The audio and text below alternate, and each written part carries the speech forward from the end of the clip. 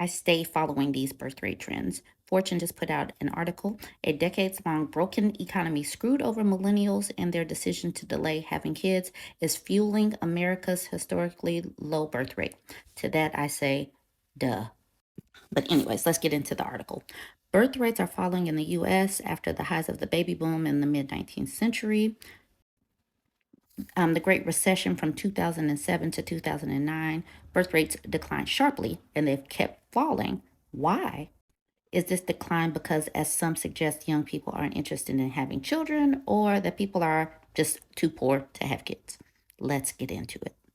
The people that did this study were interested in whether people have changed their plans for childbearing over the past few decades, and they wanted to know if women were changing their minds during the course of their life. So they had to analyze both the changes over time, comparing young people now to those in the past, and changes across their life course. For this particular study, they looked at 13 cohorts of women and 10 cohorts of men born between the 1960s and the 2000s, and they followed these cohorts to track whether members intended to have any children and the average number of children they intended, starting at age 15 and going up through the most recent data through 2019. So, what they found was consistency in childbearing goals across cohorts.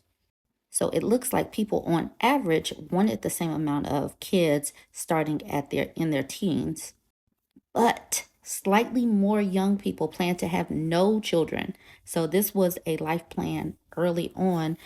Slightly more young people plan to have no children now than 30 years ago, but still the vast majority of young US adults plan to have kids. That's interesting to me because the child free movement is definitely on the rise. So it says, we also found that as they themselves get older, people plan to have fewer children, but not by much. This pattern was also pretty consistent across cohorts among those born 1975 to 1979. So it looks like people back in the day planned on having a little over two kids to about two and a half kids. Obviously, these are averages. No one is planning on having a half a child. And that dropped to 2.2 children or 2.1 children. But Americans still plan to have children, and most just plan to have them when the time was right. This is another duh moment. With the Affordable Care Act, women got more access to birth control and a variety of birth control. So there are fewer unintended births than 30 years ago, which is great. Now people can stop talking about single motherhood and having a bunch of kids out of wedlock. The big question is, but why are people starting later in life? Okay, so the decline is good news. Great. Now, compared with earlier errors, let's get into the why. People of today are starting to have children later. I can definitely attest to that. The women in my cohort who went off to college, got their career started, most of the people that I grew up with are having kids later. But, anyways, these delays also contribute to the declining birth rates because, duh, people because people start later, they have less time to meet their childbearing goals before they reach biological or social age limits for having children. As people wait longer to start having children, they are also more likely to change their minds about parenting.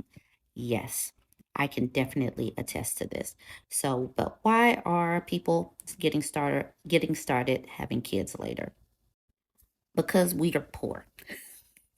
All right, let's jump into this. Although the US economy overall recovered after the Great Recession, many young people in particular feel uncertain about their ability to achieve some of the things they see as necessary for having children, including a good job, a stable relationship, and safe, affordable housing.